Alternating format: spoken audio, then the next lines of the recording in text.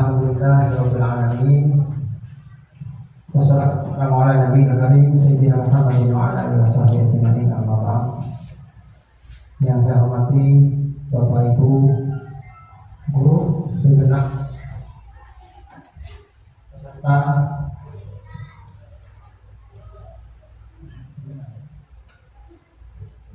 seminar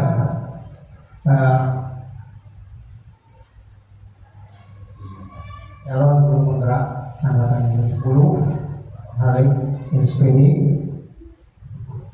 dengan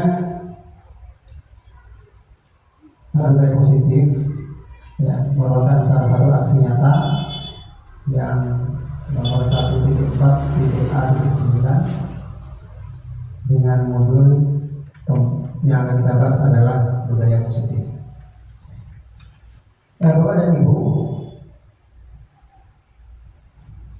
sebagaimana yang kita pahami bahwa ada proses yang cukup panjang untuk mendapatkan sertifikat sebagai guru penggerak setelah melalui proses sekitar 6 bulan calon guru penggerak, mengikuti rangkaian demi rangkaian baik meeting maupun presentasi dan sebagainya, sehingga nanti berhak memegang predikat guru penggerak. Bapak dan Ibu, setiap apa yang kita laksanakan ini haruslah ada manfaatnya. Kita tidak hanya mengambil dokumentasi saja, tapi minimal apa yang kita sampaikan nanti bermanfaat bagi kita. Dan ini penting, ya, ini sangat penting, ya. Sebagai gambaran saja, budaya positif di sekolah itu macam-macam, banyak sekali, ya. Bersikap sopan, minta izin masuk kelas ketika anak terlambat, tidak langsung masuk begitu saja, tapi bagaimana dia biasakan Bapak dan Ibu mengucapkan salam. Kemudian kalau terlambat, biasakan dia bisa memberikan alasan. Jadi pembiasaan budaya positif. Kemudian mengantri, antri ini juga adalah budaya positif. Ada lagi yang penting, tepat waktu tiba di sekolah.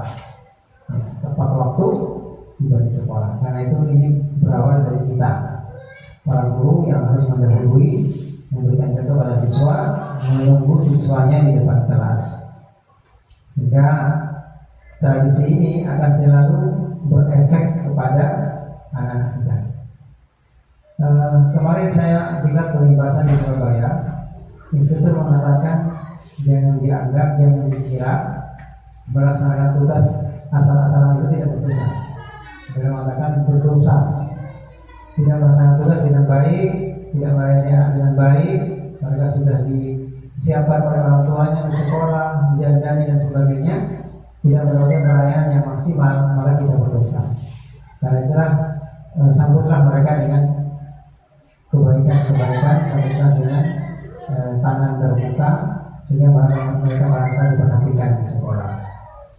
Kemudian ada lagi jujur, taat aturan, kemudian toleransi, ada lagi juga bersalaman dengan guru, kemudian melaksanakan tugasnya, kerja bakti atau piket misalnya. Tidak anak ada yang tukang piket, ada yang tukang main, tidak boleh begitu. Kalau piket tugasnya harus semuanya piket. Dan banyak lagi, ya, yang nanti kita akan terima dari beliau. Ini metode ilmunya, konsepnya nanti akan disampaikan oleh beliau. Termasuk berpakaian rapi di sini, ya. Kemudian biasakan membaca buku. Ini budaya positif. Nah, itu saya katakan kemarin, tidak ada gunanya purpose itu penuh dengan buku, tidak ada gunanya pojok-pojoknya indah semua, tapi tidak dimanfaatkan untuk siswa. Sekaligus saya sampaikan bahwa kita harus tingkatkan literasi rapor pendidikan kita dengan budaya positif membaca. Karena dengan membaca itu anak bisa bernalar ketika mengerjakan soal-soal asesmen nasional. Nah, itulah target kita nanti. Saya tulis di dalam tindak lanjut saya, yaitu gerakan penghijauan di SDN 21.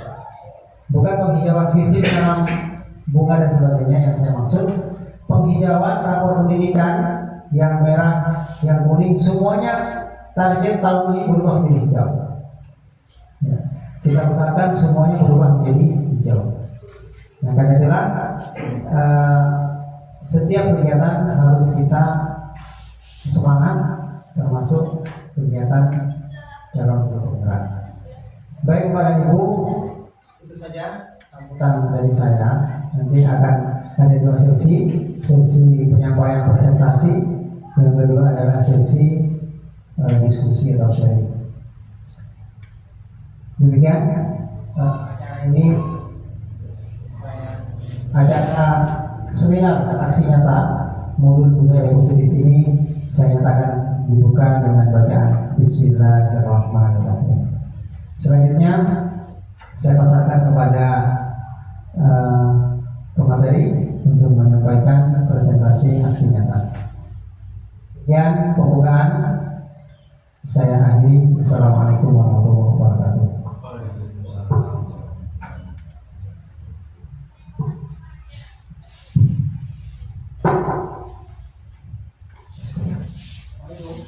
Assalamualaikum warahmatullahi wabarakatuh.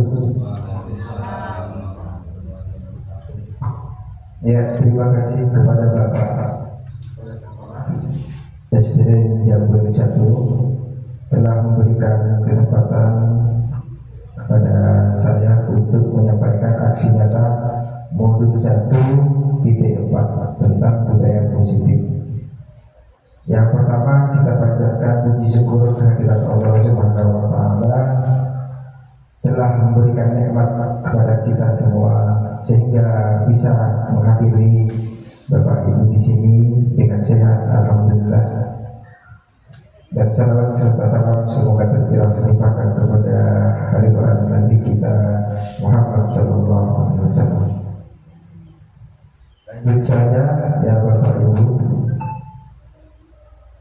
Saya akan menyampaikan aksi nyata modul 1.4 tentang budaya positif. Apa budaya positif dan kenapa ada budaya positif?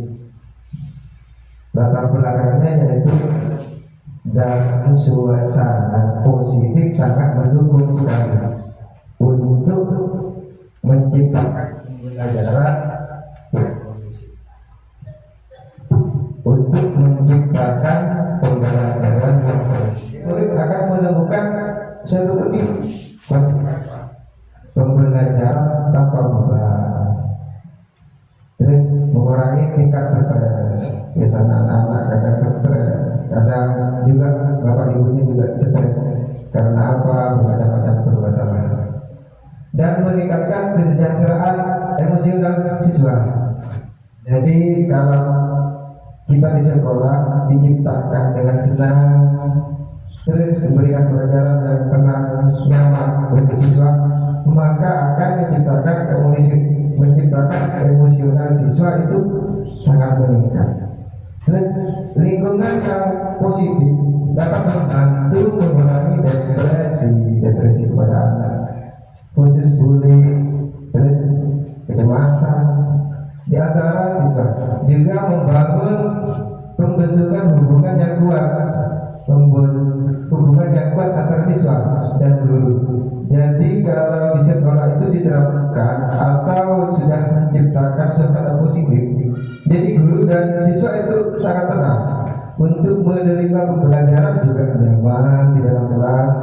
Jadi tidak ada masalah bullying, tidak ada juga kecemasan termasuk stres itu bagi siswa itu tidak ada, karena mereka merasa lebih diterima di lingkungan sekolah itu sendiri. Jadi anak itu tidak dicuekin. Jadi anak itu intinya kita harus fokus, kata Ki Dewanto itu kita harus menuju kepada siswa. Intinya pembelajaran kita harus berdekatan kepada siswa.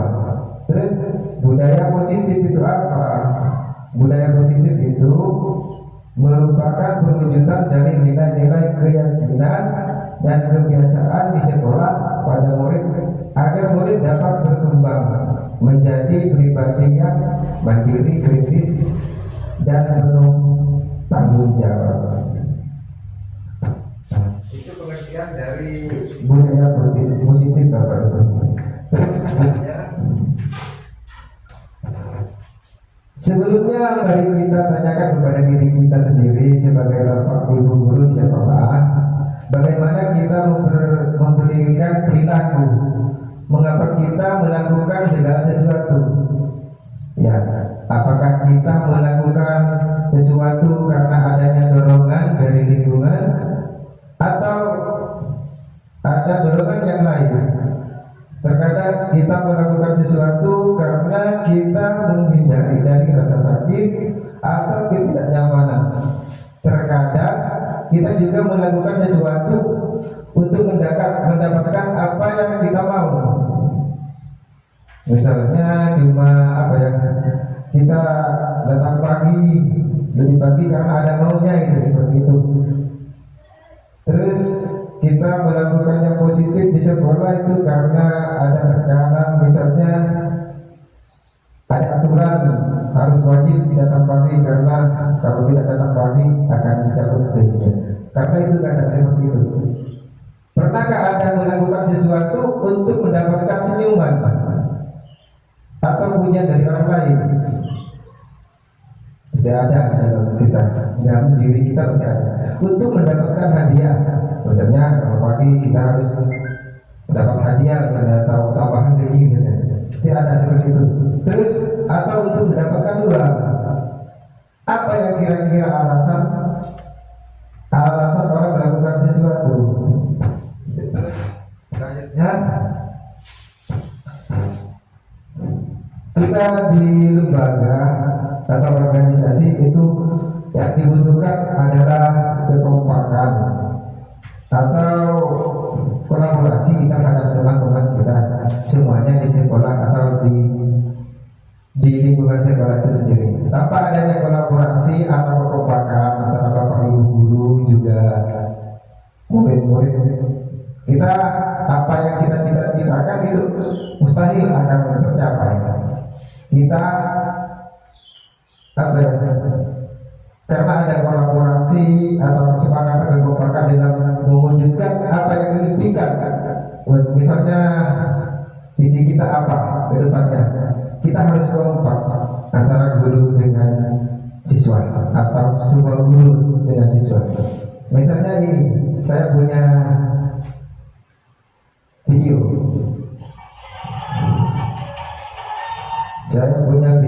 Mungkin Bapak ada salah satu di video itu. Maksudnya dirasakan sendiri lah. Di sini sesuatu pekerjaan, ibarat sekolah, suatu lembaga. Untuk ingin maju kita punya teman atau personil. Bagaimana kita supaya cepat? Ada teman lagi di situ. Posisi Bapak di mana? Nantinya. Anggaplah kita sebuah lembaga, itu gambarnya menarik gerobak. Bagaimana supaya cepat?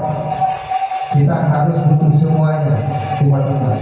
Ada yang cuma naik, cuma berjalan seadanya saja. Kita posisi di mana nantinya? Berpengaruh juga, tapi membebankan kepada keinginan kita untuk maju ke depan. Ini cuma mainan ini. Juga sebenarnya musiknya itu berfungsi juga, tapi ada memberatkan juga. Jadi mau maju itu sulit, apalagi ini cuma narik ke belakang. Biasanya mendorong bagaimana supaya bisa maju, tapi menahan.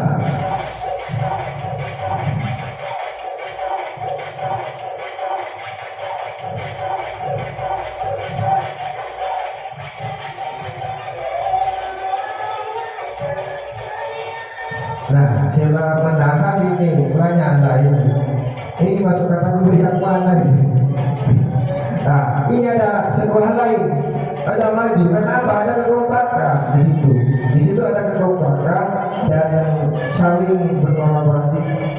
Jadi ini sudah berangkat duluan, tapi sia-sialah kalau tidak ada kekompakan di situ. Nah, disitulah pelajaran yang kita ya. Terus kembali ke materi lagi, ke materi.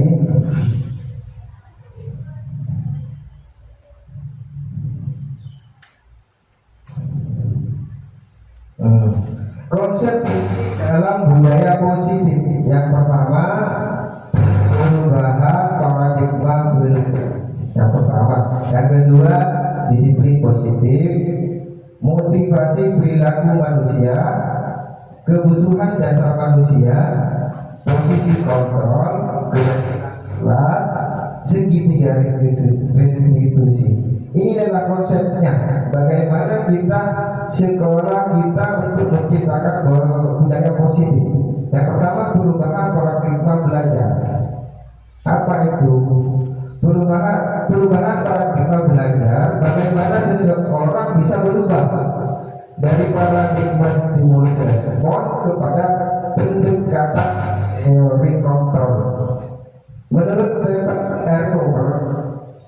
Covey pada tahun 1991 mengatakan bahwa bila kita ingin membuat kemajuan, perlahan sedikit demi sedikit ubahlah sikap atau perilaku Anda.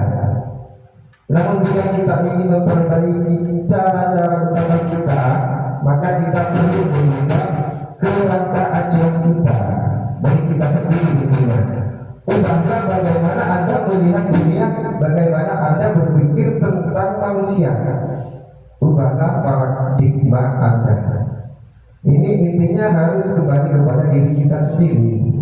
Terus selanjutnya, dalam membangun budaya positif seperti itu, sekolah dapat menyediakan lingkungan yang positif, aman, nyaman agar siswa berpikir, bertindak dan menciptakan dengan merdeka, mandiri dan bertanggung jawab. Ilusi bahwa guru mengontrol siswa, semua perilaku mempunyai tujuan. Anak-anak itu kalau bermain misalnya pasti ada tujuannya. Kata ilmuwan itu tindakan pasti ada tujuannya. Jadi banyak bentuk perilaku yang tidak disukai. Walaupun perilaku tidak disukai, misalnya di dalam kegiatan pembelajaran di sekolah, kadang bermain, tidak mendengarkan apa-apa. Untuk dalam penjelasan kita mendengarkan pembelajaran. Tapi itu anak-anak punya tujuan. Tujuannya apa?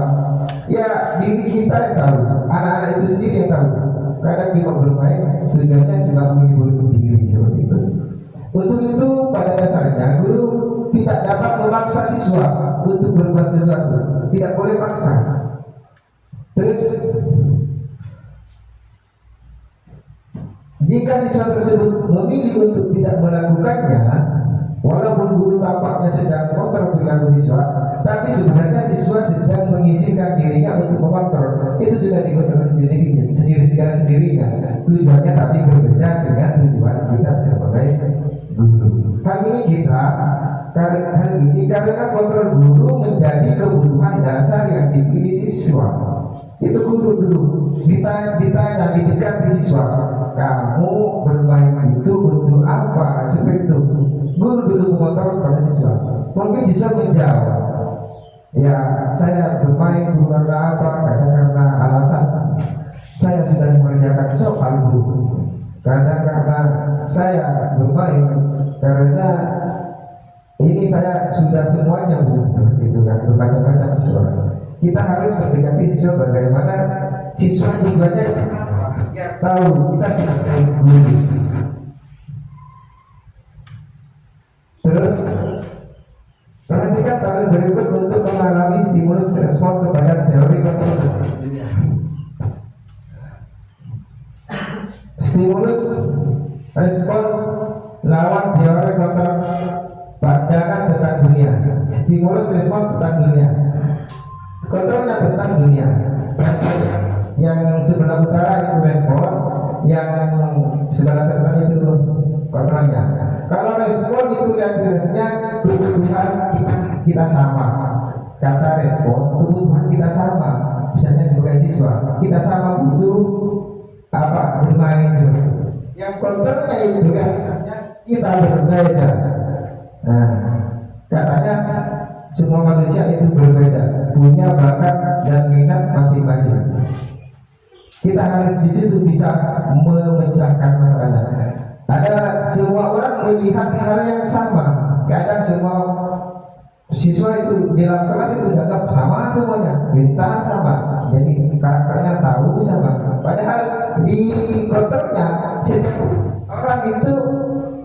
setiap orang itu memiliki gelombang berbeda.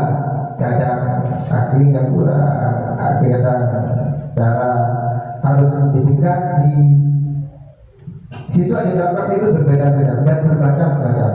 Terus yang ketiga itu responnya kita mencoba mengubah dan agar pandangan sama dengan kita. Nah, tujuannya.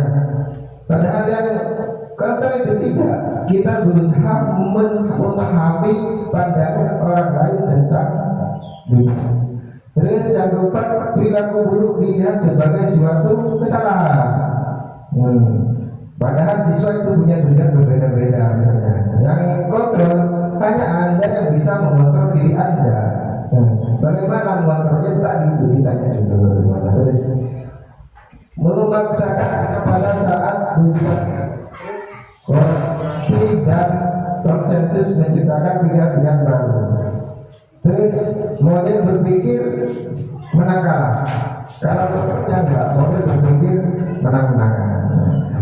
Terus penjelasannya paradigma stimulus respon memberikan pemahaman yang dampaknya pada saat itu saja kita dapat dalam jangka waktu panjang, serta membuat seseorang semangat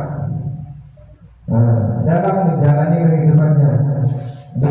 Dengan pendekatan teori kontrol mengajarkan kita untuk selalu bisa berpikir dan menerapkan sikap positif, sehingga akan memberikan dampak positif kepada kemakmuran dalam jangka panjang. Kalau misalnya anak ibu, misalnya ada permasalahan sedikit, itu langsung dihukum misalnya. Itu dampaknya hukuman itu, misalnya dampak hukuman itu hanya sampai di aturan saja, bukan jangka panjang. Karena takut aturan saja seperti itu. Misalnya dihukum, kalau misalnya kerjakan PR kamu harus usaha kalau keliling lapangan berapa kali. Itu dampaknya positifnya itu cuma takut karena hukuman saja kepada diri siswa itu sendiri, itu tidak berdampak karena hukuman saja, tidak jangka panjang. Nah, seperti itu maksudnya. Terus kita di sini tujuannya menciptakan budaya yang positif, karena bukan karena takut hukuman, bukan karena takut dikasih hadiah. Kamu misalnya kalau peringkat tinggi atau nilai tinggi, kamu juga akan dikasih hadiah berapa. Di sini tujuannya bukan ke situ, tapi tujuannya dengan menyadarkan diri siswa sendiri. Bagaimana kita menciptakan budaya positif tanpa adanya reward atau hadiah atau hukuman seperti itu. Di sini positif. Bagaimana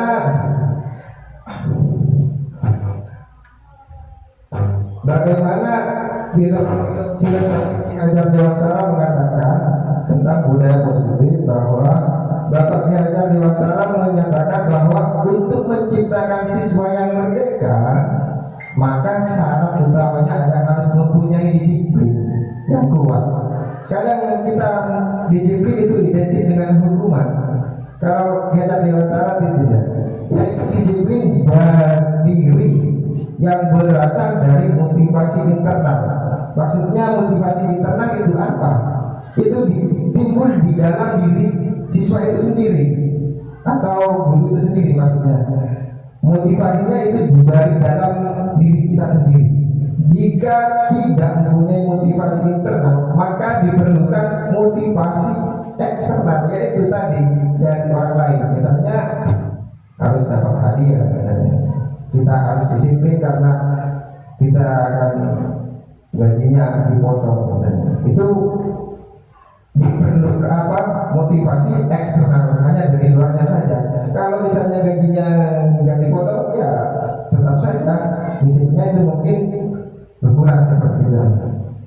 Terus selanjutnya disiplin positif, yaitu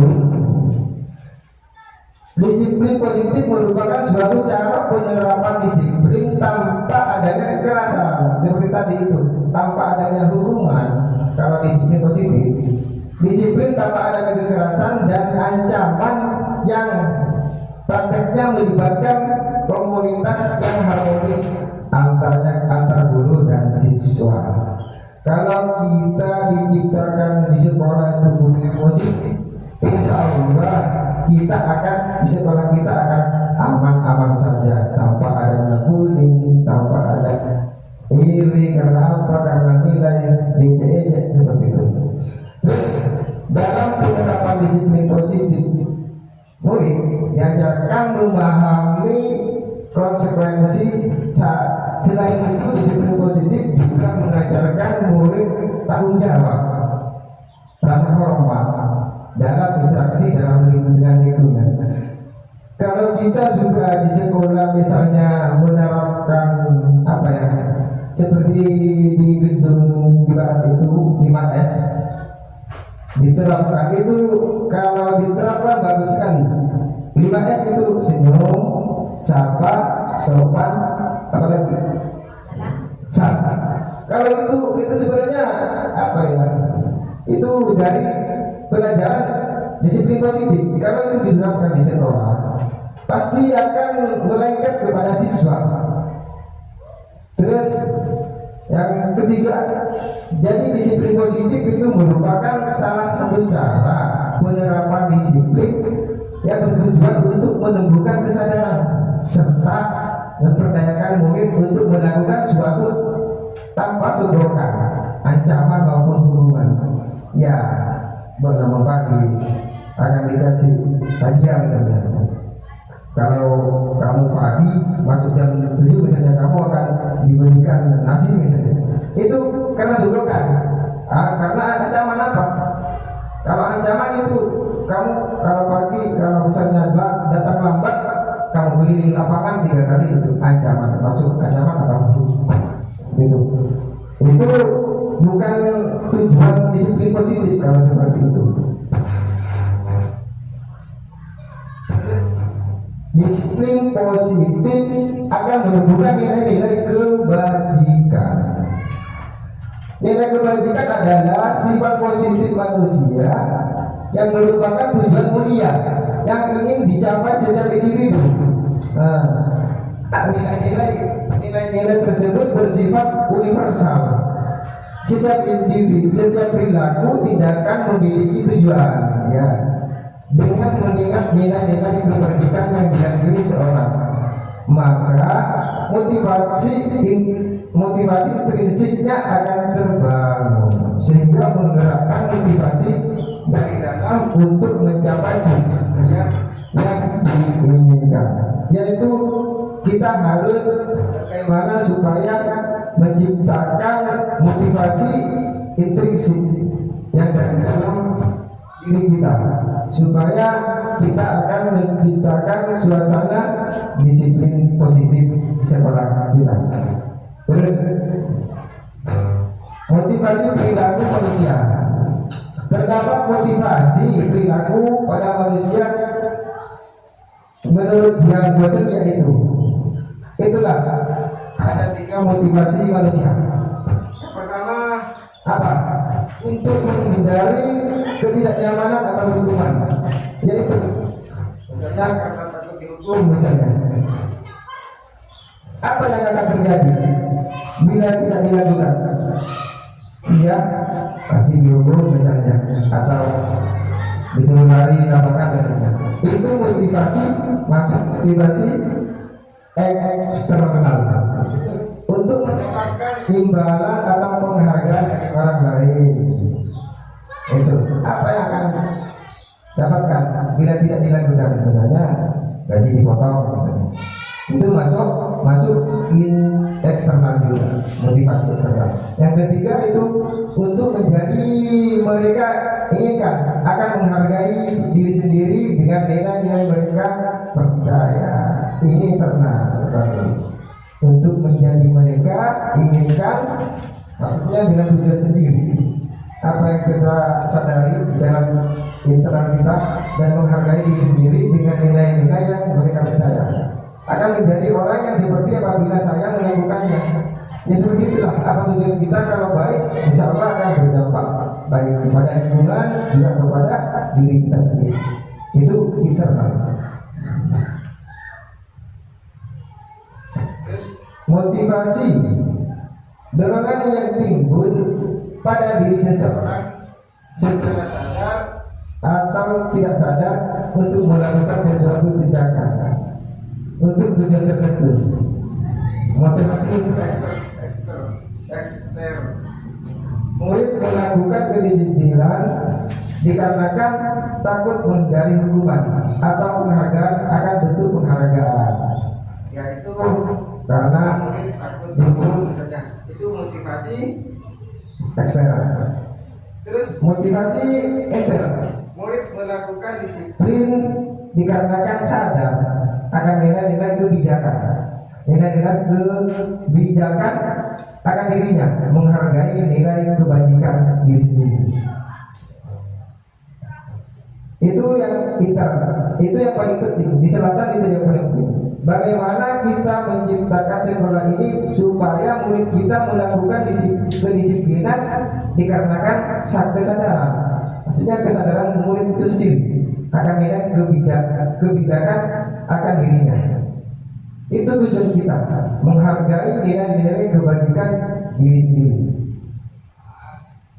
Terus konsep disiplin dengan identitas gagal. Ini namanya kedisiplinan, konsep-konsepnya. Hukuman misalnya menyakitkan, kalau hukuman tidak nyaman, bisa murid tidak nyaman, bisa murid karena takut memaksa kepada murid. Terus murid menyembunyikan masalah, pastilah karena takut misalnya. Kalau misalnya takut padahal pekerjaan rumahnya ditanya kamu sudah mengerjakan PR, karena takut sudah Pak, padahal dirinya tidak mengerjakan. Bisa seperti itu terjadi kepada murid. Murid menjadi rendah diri, tidak semangat atau stres intinya. Kalau penghargaan, misalnya hadiah biasanya, itu efeknya tidak efektif, merusak hubungan diri. Pastilah kamu dikasih hadiah sama bapak itu, saya kok nggak dikasih. Jadi antara anak didik kita itu menimbulkan rasa iri, terus mematikan kreativitas. Misalnya semangat siap-siap ngobrol oleh aja, tapi rumah beri hadiah. Nah itu jadi seperti itulah budaya positif itu pengaruhnya penghargaan seperti itu, dikasih penghargaan. Menghukum dengan sistem ranking misalnya, kalau kok dapat ranking 1 saya tahu begitu. Terus merampas hak menghargai dirinya. Nah seperti itu. Biasanya dia mampu dengan ranking 2 tapi dikasih kepada yang lain, padahal dia tidak mampu seperti itu. Salah sasaran maksudnya, padahal yang diberi percontohan ya. Terus yang konsekuensi, misalnya konsep disiplin dengan identitas konsekuensi, dikasih konsekuensi. Misalnya penguatan jangka pendek perlu monitoring berkelanjutan. Kalau dikasih konsekuensi seperti itu, sanksi misalnya, stimulus respon, murid menghormati peraturan saja. Benar, aturannya sekolah seperti ini.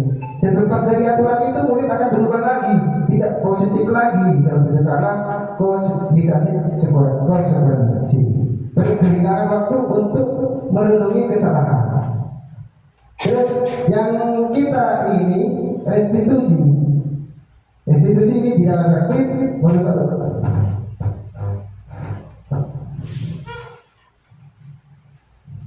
terus kebutuhan dasar manusia. Kebutuhan dasar manusia. Seluruh perilaku antar tidak manusia murid pada dasarnya memiliki tujuan tertentu. Murid memiliki kebutuhan dasar tertentu. Ketika melakukan sesuatu, misalnya kebutuhan bertahan hidup, murid juga ingin bertahan hidup, bukan hanya bapak ibu. Terus yang kedua, kebutuhan cinta kasih sayang. Murid perlu kasih sayang sebenarnya dari bapak ibu. Dan murid ingin diterima dan dihargai, bukan dicuekin. Misalnya kita murid, guru-guru, bukan seperti itu.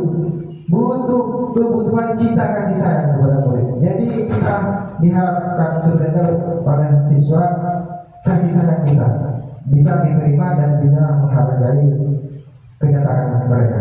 Terus kebutuhan penguasaan, yaitu kebutuhan pengakuan atas kemampuan. Misalnya bagus, maksudnya harus dipuji, tidak dipuji walaupun tulisannya tidak. Kamu bagus tulisannya, kalau bisa lebih bagus lagi ya. Itu padahal tulisannya jelek, itu dampaknya besar kepada siswa. Sehingga motivasi atau kemampuan siswa itu akan meningkat. Bisa di rumah bisa belajar karena pengaruh seperti itu. Terus yang kelima, kebutuhan kebebasan, yaitu kebutuhan akan pilihan. Ya bukan bebas-bebas kasih jual ke lapangan, bukan. Maunya siswa itu apa? Seperti apa maunya? Kita ikuti saja. Misalnya siswa minta ini pak, soalnya yang ini pak, seperti ini. Ya sebisanya saja. Nanti demi kelama-lamaan kita tingkatkan lagi. Bagaimana supaya siswa itu semangat untuk belajar, bisa menyenangkan intinya. Terus kebutuhan kesenangan, yaitu kebutuhan untuk merasa senang. Jadi di kelas itu siswa sebenarnya butuh kesenangan, butuh apa ya? Maksudnya butuh kerasan, bukan ketakutan yang di dalam kelas itu. Biar siswa itu mempunyai kreativitas dan motivasi yang sangat baik, bukan melihat kelas itu kayak hutan atau menakutkan. Tidak, sebenarnya bagaimana suasana kelas itu menjadi senang dan bahagia buat siswa didik kita. Terus konsep disiplin, pendekatan sebuah cara menanamkan disiplin positif. Caranya pada pengertian restitusi. Ini bagaimana cara menumbuhkan disiplin positif kepada siswa. Prosesnya itu dengan melalui restitusi. Apa itu restitusi? Proses menciptakan kondisi bagi murid yang memperbaiki kesalahan mereka sehingga mereka bisa kembali dengan pada kelompok mereka dengan karakter yang lebih kuat menurut Gleason 2008. Ya, prosesnya itu apa ya? Menciptakan kondisi bagi murid yang memperbaiki kesalahan mereka. Misalnya murid terus agak belajar, misalnya suruh tujuh tanda tujuh, padahal pembelajaran dimulai. Itu ditanya kepada murid, kamu berjalan seperti itu baik menurut kamu? Ya. Pasti jawabnya murid tidak. Kalau tidak, duduk silakan, jangan bermain-main. Waktunya pembelajaran dimulai. Pasti kesadaran itu murid timbul. Saya seperti itu melakukan itu salah ya. Bukan dimarah-marahin. Ya tujuh, kamu tak tujuh. Komunikasi, bukan seperti itu.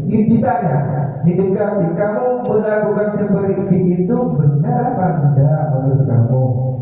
Pasti melakukan kalau negatif, kalau salah pasti bilang salah. Siswa jujur seperti itu. Kalau salah, silakan kamu belajar kembali ke kelompoknya atau ke bangkunya kamu sendiri.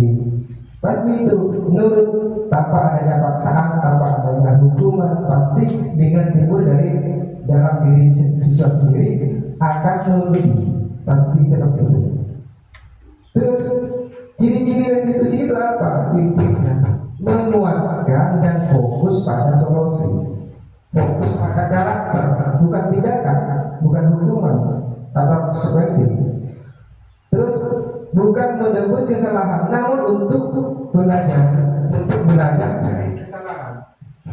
Saya tadi itu bukan menebus kesalahan, namun untuk belajar dari kesalahan. Misalnya kamu kok lambat ya, setiap hari lambat terus. Itu kesalahannya ditanya, pelajari. Apakah lambat itu baik menurut kamu apa tidak? Kalau murid bilang tidak Pak, berarti kalau tidak kamu kenapa lambat? Pasti jawabnya ya karena ada alasan Pak. Bisa saja karena apa? Bisa diterima. Karena saya lupa. Karena di rumah masih menyiapkan ini itu Pak. Oh ya, sama manusia itu pasti punya kesibukan seperti itu. Solusinya. Nanti siswa itu sadar dengan sendirinya. Seperti itu. Terus kasus murid datang terlambat ini, datang terlambat, kasus murid datang terlambat. Hukuman misalnya, kalau tindakan dengan hukuman, murid disuruh berdiri misalnya di depan kelas. Kalau di hukuman, kamu lambat, berdiri di depan menghadap matahari misalnya. Kalau hukuman, guru marah-marah kepada murid, murid disuruh menulis. Saya tidak akan terlambat sebanyak 100 kali misalnya. Itu masuk hukuman. Kalau konsekuensi, murid disuruh berdiri di depan kelas misalnya. Kamu konsekuensinya berdiri di depan kelas karena kamu terlambat. Itu masuk konsekuensi. Terus guru marah-marah ke murid. Wah, kamu masuk konsekuensi. Terus murid disuruh menulis. Terus selanjutnya, nah, posisi kontrol restriksi. Posisi kontrol restriksi ada 5. Ada hukuman, membuat rasa bersalah, pemantau, teman, manajer. Coba saya tanya kepada bapak-bapak, ibu, teman-teman, masuk kategori mana? Yang paling tepat?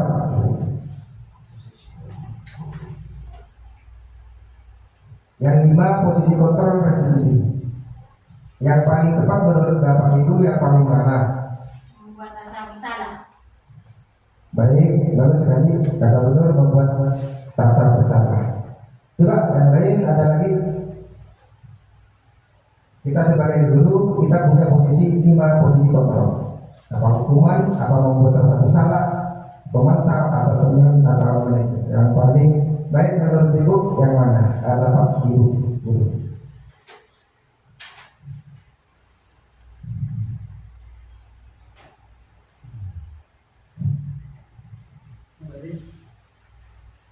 Coba bapak Ibu sudah.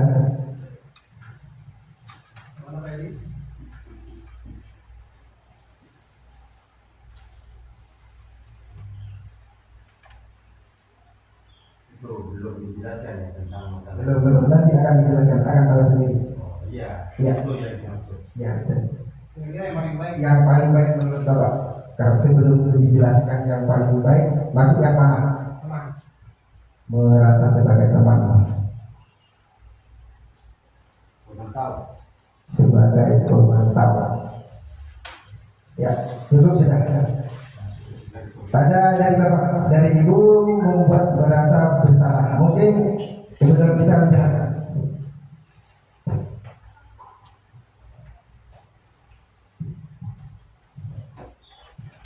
Ini yang dimaksud untuk kontrol siswa kan ya? Ya, kalau siswa cara menghadapi siswa yang bermasalah, apakah dengan hukuman atau merasa bersalah, mental. Ya kalau menurut saya siswa itu dipanggil kemudian ditanya perbuatan tadi yang kalian lakukan itu merasa benar apa salah menurut kalian. Jadi kalau siswa malah mengatakan salah Pak atau salah Bu, berarti siswa apa bisa merasakan bahwa perbuatan tadi itu salah, tidak benar dan tidak perlu diulangi lagi gitu. Itu aja tugas guru gitu.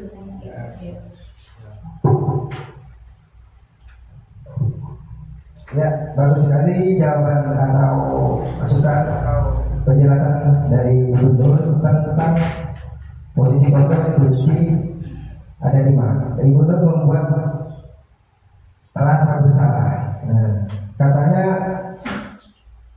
kita belajar untuk memperbaiki kita sendiri itu belajar dari masalah kita. Apa masalah kita? Apakah masalah kita itu baik buat orang lain atau diri kita itu sendiri? Kita hanya bisa berpikir. Ya juga kepada siswa, apakah perbuatan seperti itu buat bersalah menurut Anda? Kalau belajar dari masalah dengan ya dari masalah yang negatif menjadi positif, seperti itu mungkin ya betul? Ya. Ya betul. Sebenarnya membuat rasa bersalah itu sebenarnya betul juga apa yang dikatakan dulu sangat betul. Terus tanggapan dari teman lagi yang teman Pak Wahid mungkin bisa menjelaskan.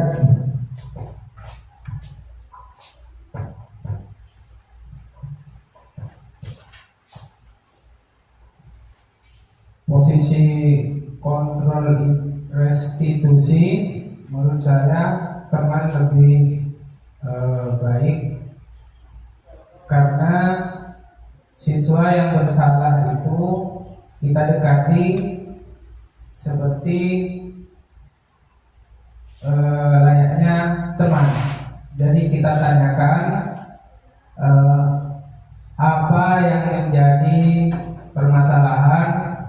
Mungkin dari itu siswa tersebut bisa terbuka tentang masalahnya, mengapa terlambat ataupun masalah lain. Itu saja, terima kasih.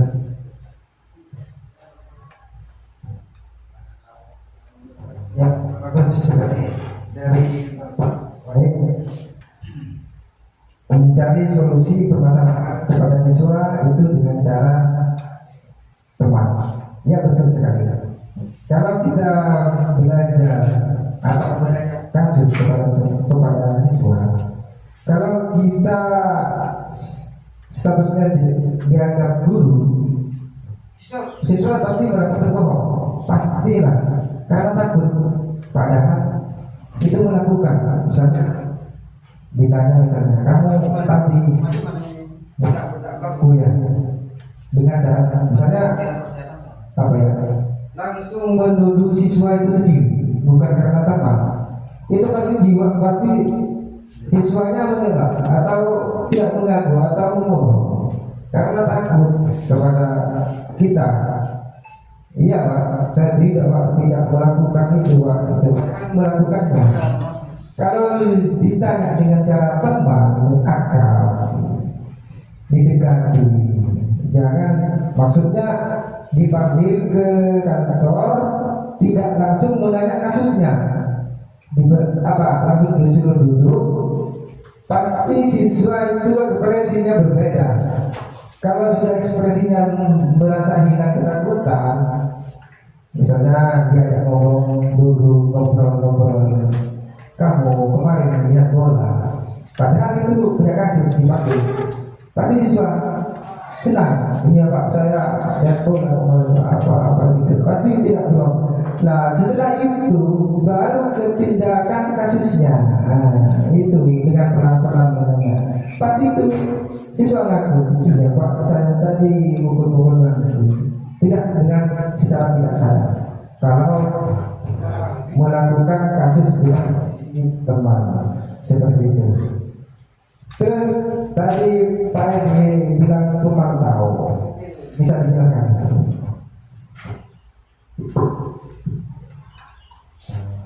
Posisi kontrol restitusi menurut saya itu memantau.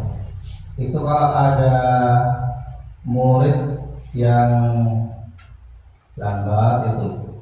Terus ada murid yang selalu mengganggu temannya. Itu sebagai guru ya memantau saja. Mungkin ya memberikan peringatan kepada murid yang sering lambat, biasanya masuk jam 7, itu masuknya jam 7:15. Ya, Terima kasih dari Pak Edi. Kita Pak Edi itu sebagai teman. Kalau misalnya murid ada masalah, misalnya lambat, terus dikasih tindakan atau dipantau saja. Terus misalnya mengganggu temannya, ya kita harus memantau bagaimana siswa itu tidak mengganggu temannya tanpa adanya teguran.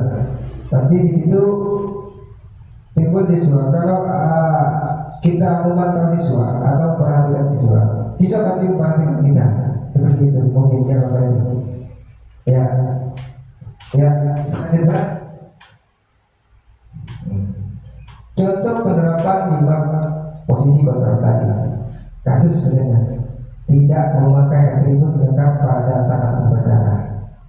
Itu kasusnya. Kasusnya tidak memakai atribut lengkap. Kalau hukuman, patuhi peraturan di sekolah, berdiri di barisan lain. Maksudnya harus mematuhi aturan. Terus kalau membuat merasa bersalah, itu menanya kepada siswa dengan cara mendekati. Berapa kali ibu bilang kepada kamu, ibu kecewa sama kamu. Itu guru sendiri merasa bersalah. Nanti siswa itu sadar dengan sendirinya. Karena kekecewaan ibu, jadi siswa tidak enak. Itu membuat merasa bersalah. Misalnya kamu lambat, saya kecewa sama kamu, saya malu kepada kepala sekolah. Jadi ibu itu, jadi anak itu dengan sendirinya sadar, saya mengecewakan orang lain, saya bilang kesalahan saya. Mungkin seperti itu membuat rasa bersalah. Kalau teman, kamu lagi jangan gitu dong. Ayo gabung dengan yang lain. Untuk ada ibu, diajak, diobrol, dekat kali itu. Terus kalau konsekuensi itu salah, ketiganya salah. Kalau konsekuensi, kamu sudah melanggar peraturan yang tadi, kamu yang memantau tadi Pak Edi itu sebenarnya memantau teman-teman. Kamu sudah melanggar peraturan sekolah, kamu tahu konsekuensinya, nanti saya cek. Kerjakan apa sebenarnya kamu lakukan. Itu konsekuensi atau yang tadi yang Pak Edi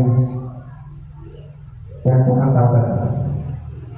Terus kalau manajer, apakah kamu tahu kesalahan kamu? Apa yang kira-kira pendapat kamu? Bagaimana cara memperbaiki kesalahan kamu? Ayo, menurut Bapak Ibu yang 5 ini yang paling betul yang mana? Paling betul teman, manajer,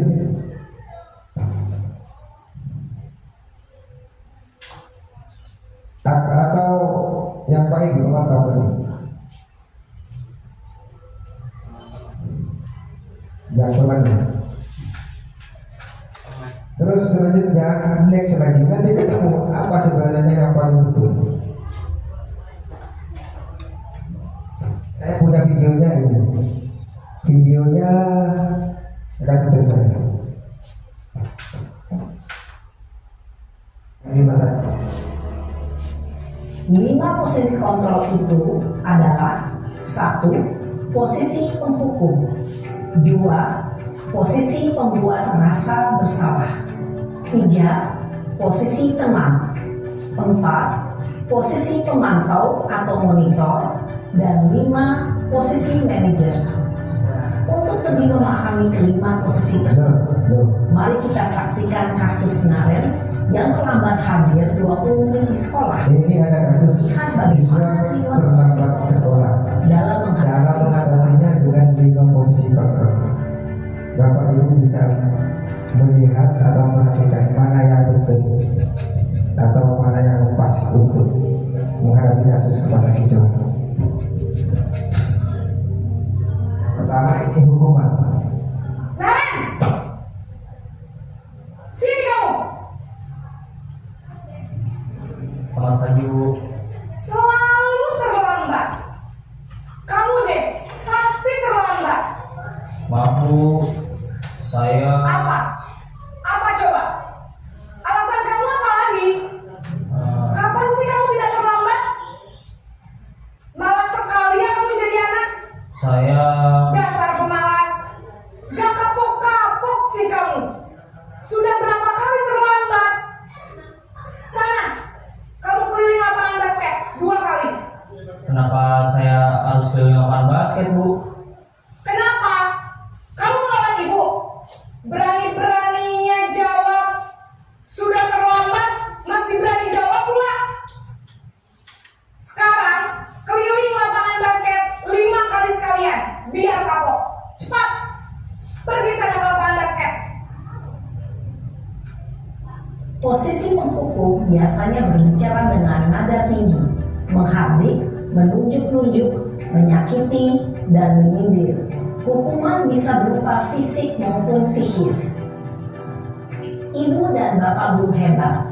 Dampak yang terjadi pada murid ketika guru berada pada posisi penghukum adalah murid cenderung akan memberontak, bahkan menyimpan dendam.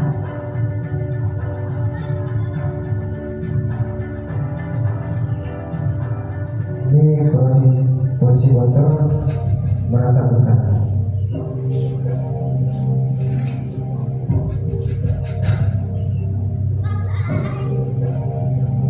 Naren!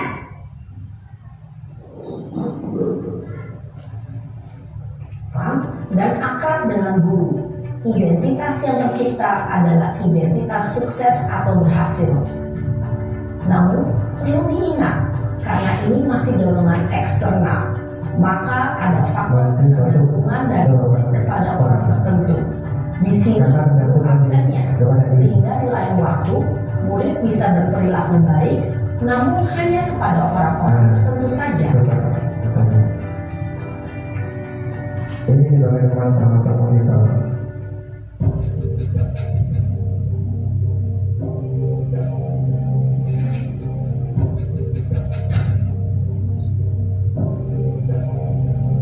Naren!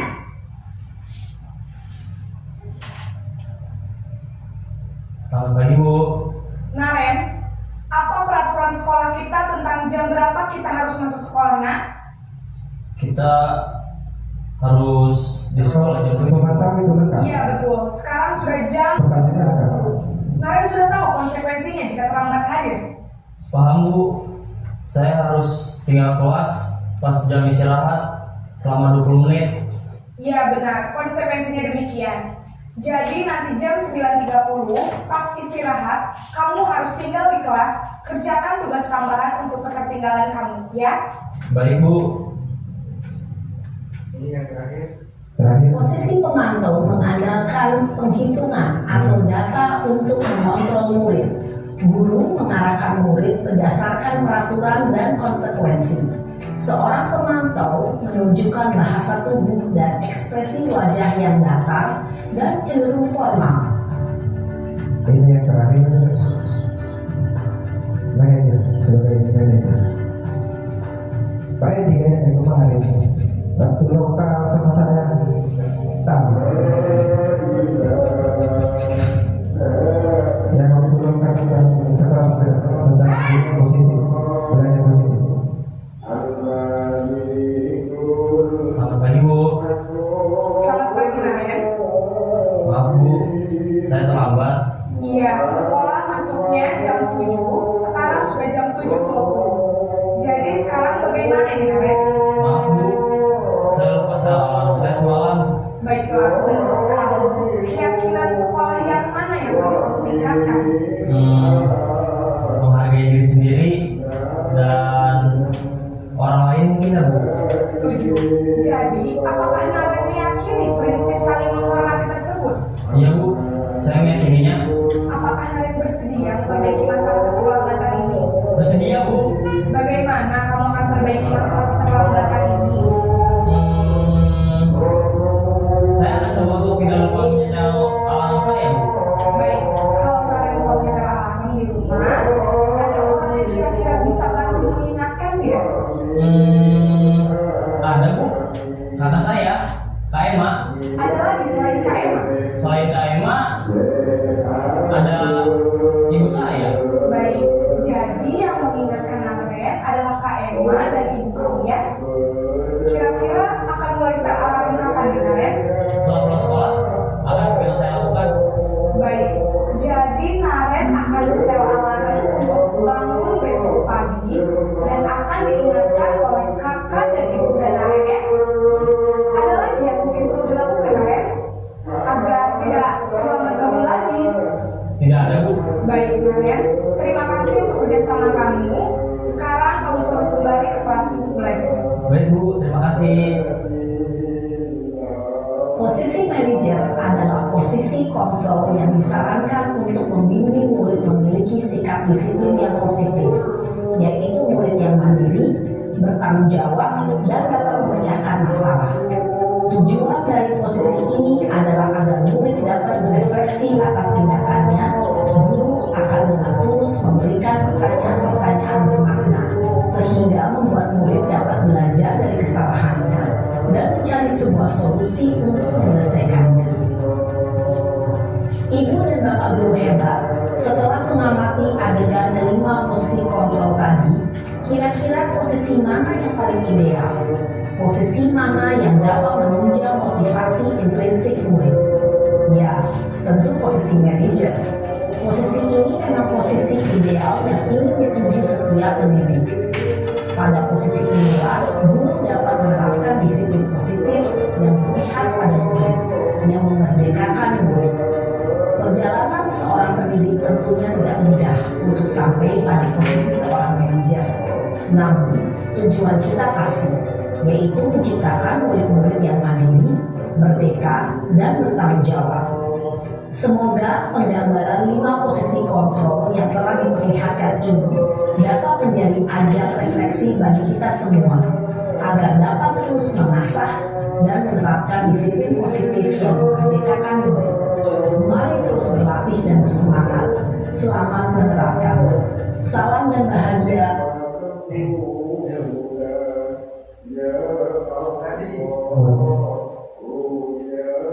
Yang paling ideal posisi kontak yang mana tadi? Manajer.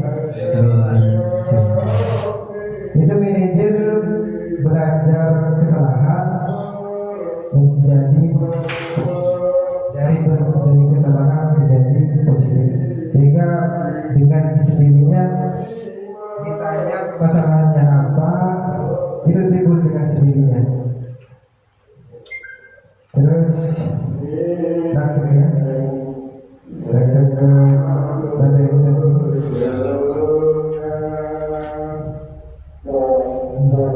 Segitiga itu satu yang diyakini bersama yang berasal dari penyatuan untuk menjadi pikiran, menjadi nilai-nilai kebajikan untuk diturunkan di kelas. Yang ini itu menyelesaikannya dengan cara segitiga restitusi. Apa segitiga restitusi? Keyakinan kelas misalnya menjaga kebersihan kelas. Kita membuat kesepakatan di kelas untuk membuat keyakinan kelas dan nilai-nilai kebijakannya. Kalau misalnya seperti ini bagus juga. Ayo lakukan perilaku hidup bersih, sehat sekarang juga. Itu dengan tidak sadar kalau kita sepakati bersama di dalam kelas, dengan sendirinya siswa itu akan berperilaku bersih seperti itu. Seperti dengan kebersihan di kelas. Menghargai teman. Itu bisa membuat poster menghargai teman dan guru. Itu dengan sendirinya. Kalau kita membuat kesepakatan di kelas, itu bersama-sama siswa harus sepakat apa enggak? Kita membuat kesepakatan menghargai teman atau guru. Nanti kita ada kasus, misalnya ada kasus Lanyalah kakak tanya, kamu sudah tahu kesepakatan di kelas membuat nilai-nilai kebajikan di kelas. Kesalahan apa kamu lakukan di kelas? Itu karena kesepakatan di kelas, siswa mesti akan menjawab, saya kurang menghargai teman, kurang menghargai guru, seperti itu. Itulah misalnya kita bukan kesepakatan, tenang saat pembelajaran berlangsung. Kesepakatan dulu siswa. Bagaimana? Kesepakatannya, yaitu kalau ada siswa yang ramai misalnya dalam kegiatan pembelajaran, kesepakatan apa kamu yang kamu lakukan? Pasti menjawab, bersikap tenang Pak saat pembelajaran. Apa kamu langgar? Itu nanti orang menghormati menjaga kelas di sekolah. Bagaimana cara membentukkan keyakinan kelas? Bagaimana caranya? Itu lebih abstrak dari peraturan. Itu sedikit saja, tidak usah banyak-banyak agar mudah diingat gitu. Seperti tadi, ilmu itu sumber kekuatan misalnya. Terus apa lagi ini?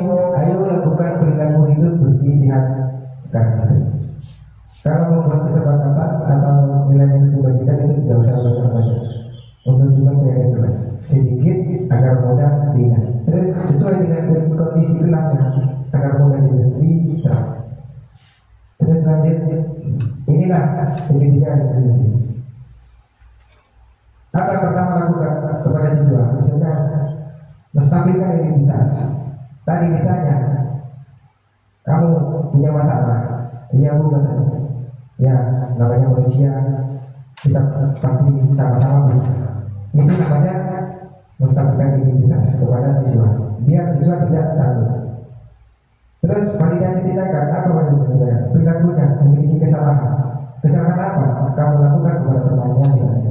Itu nomor 2, cara bertanya kepada siswa, memvalidasi tindakan yang salah. Apa kesalahan kamu? Kok bisa seperti itu? Terus yang ketiga, menanyakan keyakinan. Keyakinan apa yang kamu langgar di kelas misalnya? Membuat keyakinan yang kita sudah sepakati. Karena siswa itu menjawab, saya kurang hormat Pak kepada siswa misalnya, kepada teman. Ya seperti itu. Kita melakukan segitiga restitusi dengan cara menanyakan keyakinan kepada siswa. Biar siswa itu tahu apakah masalahnya, apa kasusnya, biar dengan cara sendirinya itu sadar bahwa tidak akan mengulangi lagi. Karena dengan cara hukuman mungkin hanya kepada hukuman saja yang takut, tapi setelah tidak ada hukuman pasti akan berbuat kesalahan lagi. Karena dengan sendirinya atau internal pasti siswa akan dengan sendirinya dengan sadar.